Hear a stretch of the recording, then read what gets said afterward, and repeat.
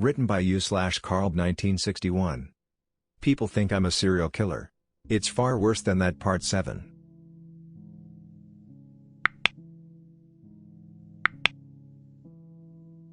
I ran home, hardly stopping on the way even to catch my breath. I didn't encounter anyone on the streets, which was probably good, because a horrified man spattered with blood running down a city street at night was a sight sure to arouse suspicion. The police would have been notified. But in my current state I didn't stop to consider all that. When I got to my apartment, I slammed the door behind me, gasping for air, my lungs aching, and slid down it to the floor, sitting there in shock for what felt like hours. I couldn't believe what I had just done. I had just murdered someone, something I had never envisioned myself being capable of doing. I felt numb, surreal, like I was in a dream, a nightmare I hoped to awaken from at any second. I didn't. After a while, I forced myself up and stumbled into the bathroom, looking at myself in the mirror. My face and clothes were covered with streaks of blood that had already started to dry. My pale blue eyes looked back at me, wide and vacant with shock. I wet a washcloth and wiped myself clean, then left the bathroom. I stood there, looking around blankly, uncertain about what I should do next. The gravity of the situation struck me all at once, like a bullet, and I collapsed on my bed, weeping hysterically, suddenly overwhelmed with remorse and self-loathing. Any time I closed my eyes, I saw his face, dead eyes wide in horror, mouth open, his expression almost pleading, his head smashed open and misshapen by the pipe I had used to kill him. I really had gone insane, I realized.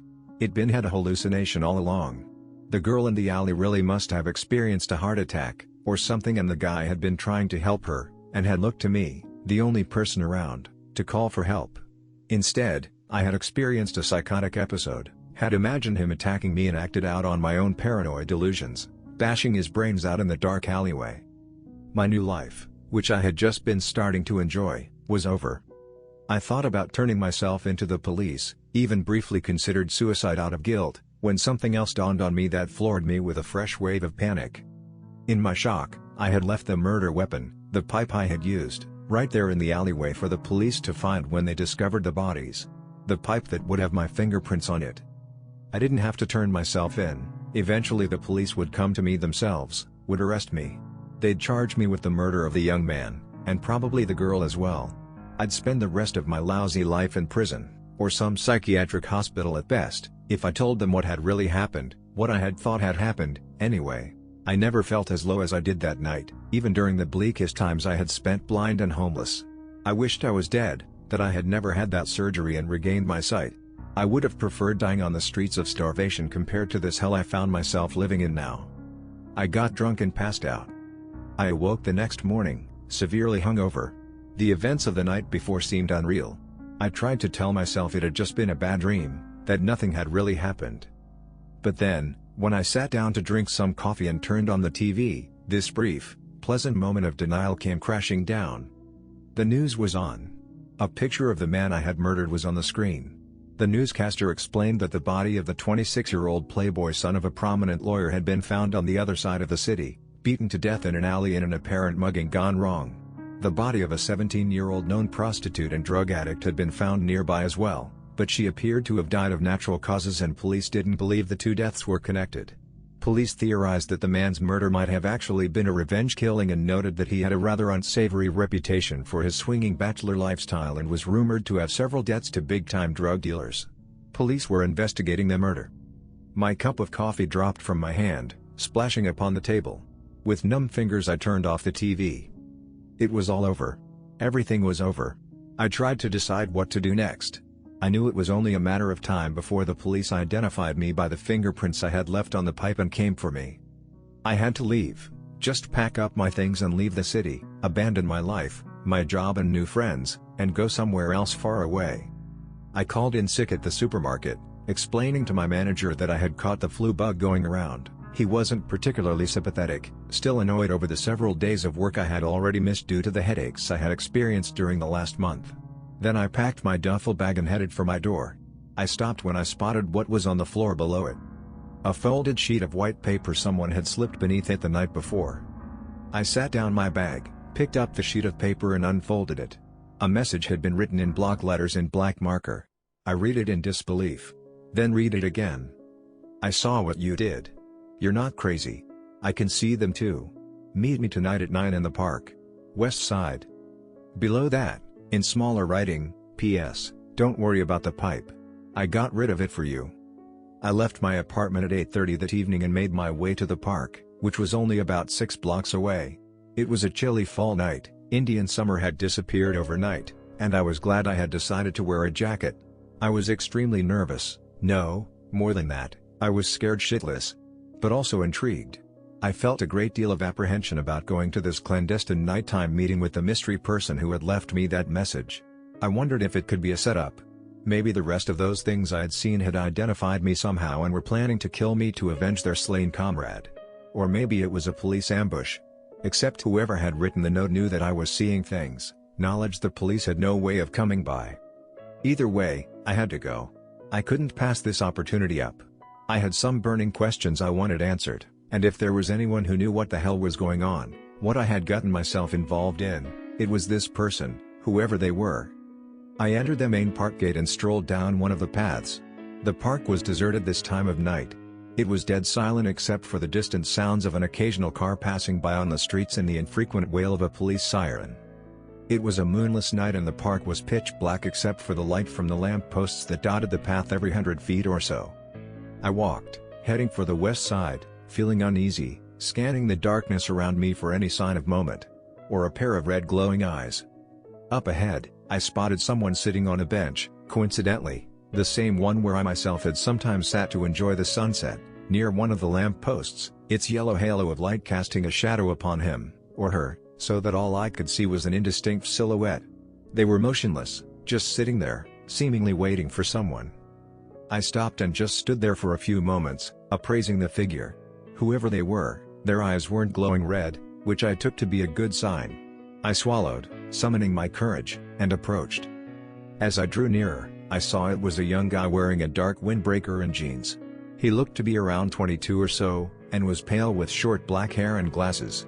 He was thin and gangly and looked like every awkward social outcast in every high school movie you ever saw, the kind of guy who had probably been on first-name terms with all the jock assholes who had shoved his face into a toilet on a regular basis after 10 of them had used it, and hadn't flushed. I stopped again about 10 paces away, watching his face for a few seconds. It didn't ripple or distort. He looked back at me casually, almost blandly, his face expressionless, except for his eyes, which bore the hollow, haunted look of a shell-shocked veteran. I went up to him and spoke, getting straight to business, not wasting time on small talk. "All right, who the fuck are you and what do you know?" He gestured for me to sit next to him. I did. "My name's Jeremy," he told me. "I didn't ask for your fucking name, just tell me what's going on," I said testily. I admit, I was pretty on edge, wound tight. "Look," he snapped at me, "do you want to hear what I have to say or not? If you do, shut the fuck up and listen." I was a little taken aback by his sudden aggressiveness. I shut the fuck up and listened. He studied my face for a moment. "You had a brain injury, didn't you? The occipital lobe, right?" I was shocked. "How the fuck did you know that?" "Because the same thing happened to me." "How did you find me?" I asked him. "I was following you last night." "The whole time you were following that thing?" "You were?" I said, surprised. It had never occurred to me that while I had been stalking that shadow-faced creature across the city, someone had also been stalking me. I had never had even the vaguest suspicion. "Yep. I stayed pretty far back so you wouldn't detect me. Same thing you were doing to it." He seemed amused by this. "Why were you following me?" "Actually, I started off following that thing. Then you came along. I thought at first you were planning to rob him. I figured I should see what you were up to, just in case it might be worth my while. I guess it was." "How did you know where I lived?" "I followed you back, afterwards," he said as if it should have been self-evident. "I was going to knock on your door after you got back, but I figured you might be pretty shook up by what happened and needed some time to calm down." "So you saw me kill it?" "Yes. I was actually planning on taking it out myself, but you beat me to it." I was startled. "You were going to kill it?" "Yeah. It wouldn't have been the first time." I felt my skin crawl with this casual admittance. "How many?" I asked him. Jeremy shrugged. "I dunno. Maybe 20? I kinda lost count after a while."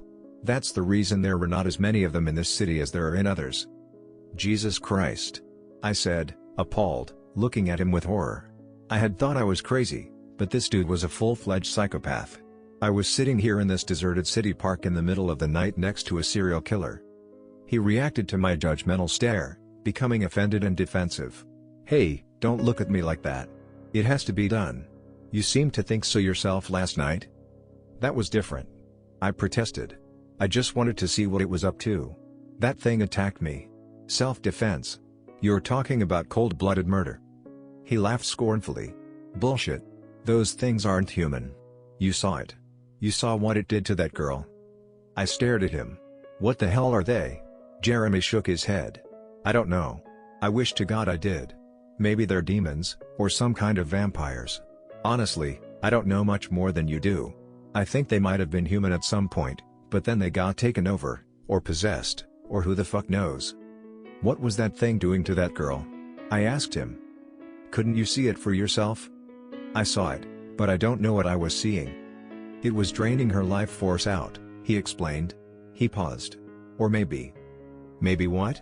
I demanded. Jeremy looked at me, troubled. And frightened. Or maybe it was sucking out her soul.